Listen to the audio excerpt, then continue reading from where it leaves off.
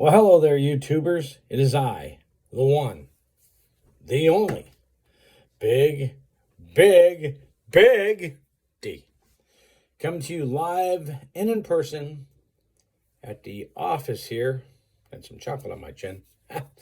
At our soap facility, at our house, our office here in our soap store. You can see bins and printers and stuff. Certifications. We are certified soap makers. Labels. All that over there is just nothing but labels. But working on that. I came off the road Wednesday to be home for Thanksgiving. Went in service yesterday, and well, here I still sit. What are you going to do? My best week in the last month has been $2,100, basically. So it's not been good out here. I keep telling guys, this is not the time of year you want to go buy a van, spend 50 grand, and jump in a van and go out on the road because freight's going cheap and it's slow. Some people will be doing good. There's always that blind squirrel finding the acorn, folks. But for the most part, freight is a little slow at the moment. I mean, don't even believe me. The one guy whose name I won't put on here, who talked about, that we are all transients bathing at the Blue Beacon. Yeah, that guy. He actually said that like in 17 days he had gotten one load. Well, when you're trying to hold out for $1.69 a mile, that'll happen, folks. But before we get into today's video, subscribe. Like the video. If you're a big loser, just like it. You don't like the truth, I can't help you. I really can't. I'm more of the type of person who will tell you the way it is. And I'm not going to sugarcoat it. If that's what you're looking for, go watch their channels. My God, man, they're going to tell you $1.69 a mile, this and that and everything else. I even saw on a Facebook page, guy driving deadheading out of Florida because he wouldn't take $1 a mile. That's even funnier. I had a call from a subscriber. That's right, a sub. A week or two ago, before Thanksgiving, he'd gotten a load down into Pensacola.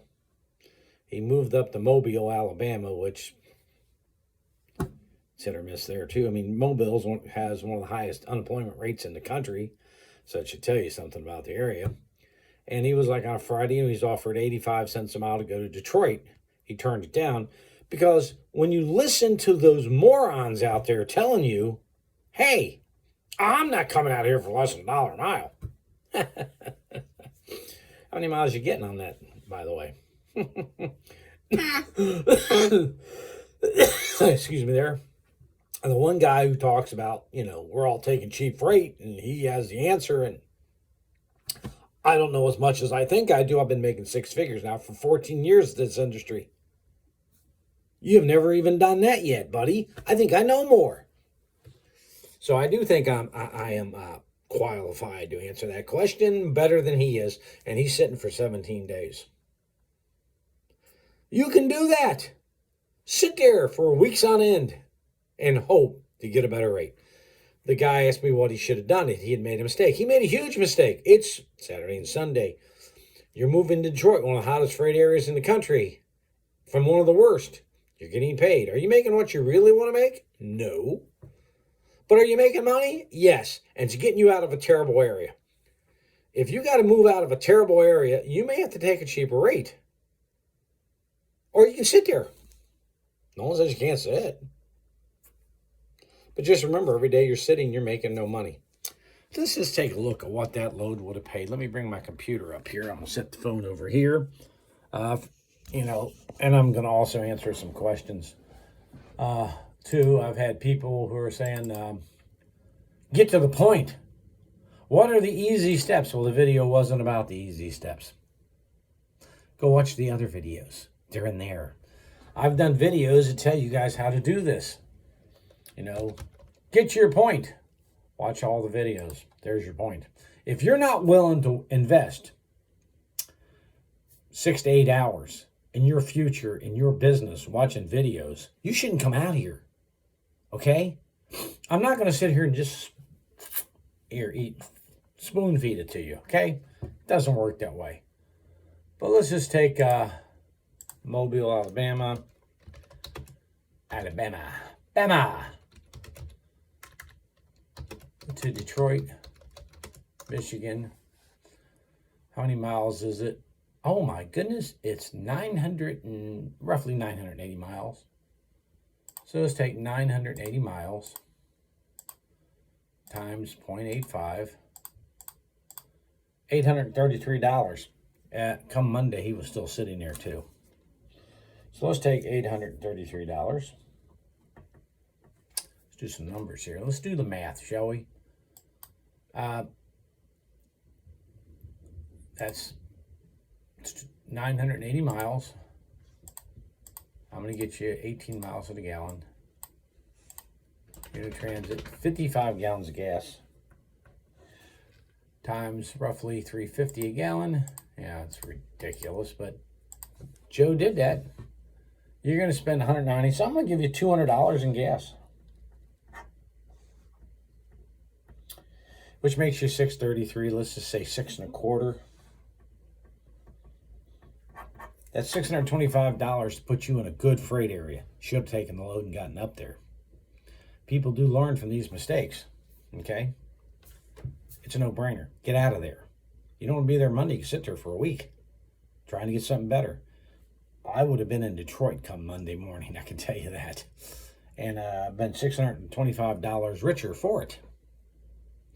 But that's what you've got to learn out here. You got to learn where the freight areas is. And people wants to know, where are these freight areas? Well, I'm going to tell you where they are today. Now, next month, these can change. But as we stand this moment,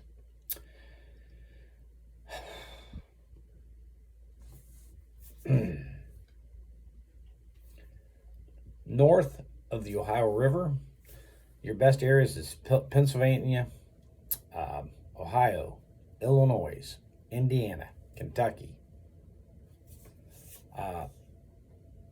Wisconsin. Those are your best freight areas right now. The Carolinas have freights. Oh, yeah, they do. The South has freight. Oh, yeah, you get a lot of freight going north, going down there. Getting out's the problem because there's so many vans sitting down there that the freight's coming out cheap as dirt and you can't get a load to save your life unless, well, one of the brokers said, I'm getting drivers to go for 50 to 55 cents. That 85 sounds pretty good now, doesn't it? See, these are the things people don't tell you. You're never always going to get that high dollar rate that these purists, as I call them, think they know it all and they're geniuses and they're never going to take a cheap rate. Now, if you get your own authority and do your own bidding, that's possible. You may get $1 for 20, $1.25 a load. That's possible. But just remember, the people who are doing that are finding out some things too. Like, for instance, the age of your DOT matters. Your carrier insurance, $3,000 down, $1,500 a month. Ooh, yeah, that's expensive. You're going to have to make up a few more miles to get to that. And, and you got to do your own, you got to get on the load boards. If you get on Selectus for one van, it's going to run you over $500 a month. Those loads boards you're paying for. So if you're going to say $1,500 a month for your van or for your insurance, now some people get cheaper, but I'm just using 15 as a round number. $500 for the Selectus, you're at $2,000. Let's take that and divide it down. $2,000 divided by, I'll say, you get $30 cents. You get 30 cents more. You got to do 6,666 miles.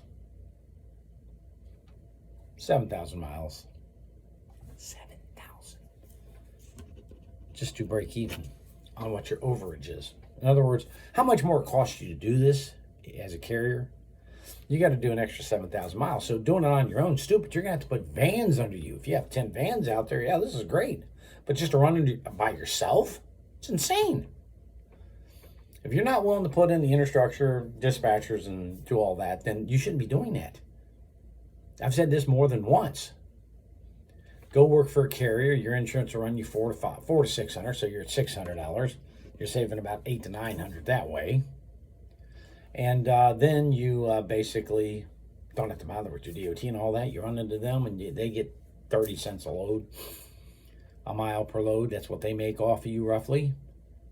And if you run on your own, you're going to have to do 7,000 miles just to make up that 30 cents.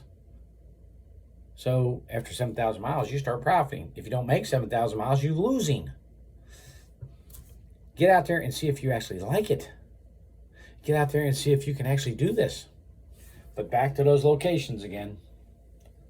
Ohio, Pennsylvania.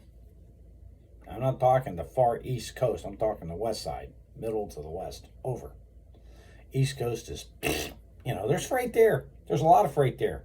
It's all cheap because everybody's there stacked up trying to get out and they're taking cheap rates. Like the brokers say, I can get drivers for 50, 55 cents, and you're out there at 85 and 95. See what's going on? They're not going to give you the load. And that's what's happening. So no one wants to tell you the harsh facts. You don't want to be in Atlanta Monday morning. Why? Because you may as well have a used van sale. In fact, I used to do it in Laredo. Laredo Larry's used van sale here in Laredo, Texas. Yeah, you got it. We got load one. We got bolt already labeled up. That's right, folks. $500 down. Don't worry about your credit. There's someone in the van. Just tell them to get out of your ass, out of your van. Just give me the $500. You take it. No paperwork needed. I trust you. It was a joke to show you how many vans were there. The parking lots were just full. That's Atlanta Monday morning. I'm sorry. Anybody who went into Florida's already moved up there. They're not going to sit in Florida. There's nothing coming out of there hardly. There's freight in Florida. But just remember one thing about Florida, and this is what I try to teach people. Anything that goes into Florida, number one employer in Florida is Disney. Yeah, they bring a lot of stuff in, those teddy bears and those Mickey Mouse ears and all that stuff goes in there, and they run out. They got to have them in a hurry. Their customer, their guest, as they're called. I used to be a Disney Vacation Club member. My home resort was the Saratoga. I was treated like gold. So, I used to go down there all the time. I can tell you this much. A lot of stuff comes in. They don't export much out of Disney. Neither does Universal, except smiles and happiness maybe, but you can't put that on a truck. The next biggest industry down there is what? Hospitality, the hotels, and the beach stores. Yeah, that's your second biggest one. Yeah, there's a lot coming out of there too. It's going in, not coming out. And there is some manufacturing down there. We buy raw materials out of two places down there for our soap stores. Actually, three things. We get sea sponges out of there too. But yeah, those come out on a truck. LTL mainly. It's not being expedited, but there is expedited freight that comes out. But for every 10 trucks coming in, there's probably one going out. That's why it's terrible down there. You've got to understand where the freight is, not where it's not. Now, yes, there's always an exception to every rule. I mean, you can get a load out of Savannah. I've never have, but you can get them. You can get a load out anywhere. Sorry, if you're there at the right time and you're in the right place, hey, it happens. I don't do well past Atlanta. Just the reality of it. And right now, Atlanta's not been good. Used to be. And Duncan and all those areas used to be great. Now they look like parking lots for vans and having used van sales. So don't expect to go over there and get freight out of there. The East Coast, well, you're going to pay lots of tolls and everything getting in, and you're going to pay those tolls getting out, and they don't want to pay. But there's freight there.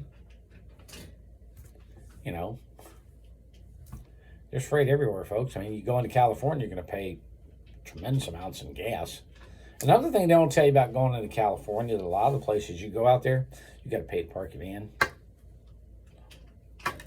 What? Yeah, the Flying J's and stuff charge you like $20 a night to park your van. Didn't know that. Yeah, they don't like to say that. They don't like to tell you those harsh facts. And as you go west, the prices of fuel goes up.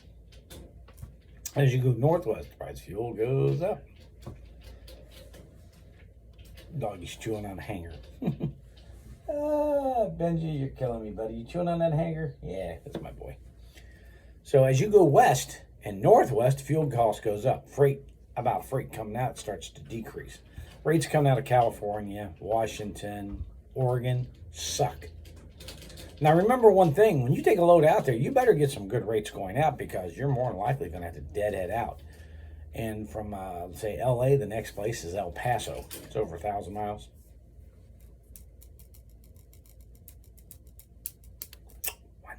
1,000 miles. If you're up in Portland, it could be worse than that. Think about that. You're going to drive deadhead out over 1,000 miles to get a load. Well, that's at least a day, a hard day at that. And the next day, you're going to be damn tired. So, you know, you need to think about this. You really do. So the time you go out there, say it takes you 2.5 days out, you're going to lose a day, 3.5, say 4 days. That's, you know, you're going to take, you know, if it's on the weekend, then it's bad because those days, if you get a load, you're lucky. You know, it happens. I've gotten weekend loads, but, you know, they're rare. But that's the bonus, as we call it. But Saturday and Sunday, like I said, you're in Mobile coming out Friday, and you got Saturday and Sunday, and you got to deliver Monday. This is gold, man. You got all the time in the world. You can sightsee, get yourself up there, drop off Monday, be happy. It's a load should have went. So those areas aren't good. Arkansas. Freight comes out of Arkansas. But remember, you're in Barrett's backyard down there. And they have a lot of direct customers, and they're going to get most of that freight. But you can get freight out of Arkansas. Memphis, hit or miss. Nashville used to be good, but it's hit or miss now too. Chattanooga, you're in Metro's backyard down there, so guess what? You're in their backyard. You're not going to do well. So you getting in those areas, know where you're at. These areas are not good for freight for certain people. You know, Indianapolis, it can be good. It can be bad. But, you know, I try to stay north. You know, North Dakota isn't, in certain areas, North Dakota's not bad. You know. So you have to understand where your company is strong at. Remember, everybody's bidding on a load board, folks. Very few of them have direct customers. Like our boy who likes to talk about his $1.69 a mile. Well, I went 200 miles for $300 the other day. Let's take a look. 300 miles. Or $300. $1.50 a mile. Oh, and these times I got $1.50 a mile. Yes. Now, if I could just do that every day, it would be great. I could just run that back and forth every day. I'd be happy as pig to pile of poo. But the problem is, they're not there every day. And if they are, someone else goes in and bids it a little less, and away you go. This is what's going on. My advice is wait till spring and when things break loose. Because now it's just going to be, here I'm sitting. What is it? 12:15 Tuesday? I went in service basically Sunday night. Probably around 6 o'clock. Here I sit. Nothing to do. At least I'm at home. So it is half bad because we've developed some new products and I've been working on those. So anytime you move west of the Mississippi, your chances of freight start to decrease west of the Mississippi. You want to stay east, and right now I'm trying to keep you above the Ohio River. If you can do that, I mean, Kentucky, northern Kentucky, areas like that, those are good. But, you know, you want to stay above. If you can do that, you can make money. If you can't, you go into the south, you're going to lose a few days. You're not going to make money, but you're going to lose time. And time is money out here, folks. You know, understand what's going on. This is Big D saying we can make money. Right now, we got to work smarter, actually a little harder. But don't listen to all those clowns out there telling you, oh, I just this and that, and I'm not going to run for this, and I'm not going to. Yeah, right. And not one of them are those naysayers out there. What are you guys doing back here? Oh, playing with each other. Not one of them has produced a washout. Did have some friends of mine send theirs in, but they run under their own authority and showed me their rates. And I'm not going to put them on here. Come here, boys. I want you to meet the doggies. This is Benji Doodle. He's my big boy. Yes, Daddy loves his big boy. Yes, that's Benji. Come here. Come here, Bailey. Bailey dog. Come here. You gotta meet the little guy too. Come here, up here, Bailey. Oh, this is Bailey Doodles. That's Benji's pal, Jack Russell's. Yes, yes, they tear up everything. Hi, Bailey. Say hi to the fans. Hi. You're so cute. You're Daddy's little boy too. Give Daddy a kiss. Oh, I love you too. They're spoiled. They should be. Go play, kids. They don't want to produce paperwork. I don't mind producing paperwork. I don't mind proving what I'm saying. If they're not willing to, they have a problem. Let's get out here and make some money. I'm going to try to keep up with more videos, but I've been home for the holidays. And if you've been trying to reach me, I do not answer stuff on holidays. So, but you can always email me at KEYJ as in Janet, ANMAN, KeyJanman at AOL.com. And I will answer your messages. Until next time, Big D saying, money's there. Let's go get it.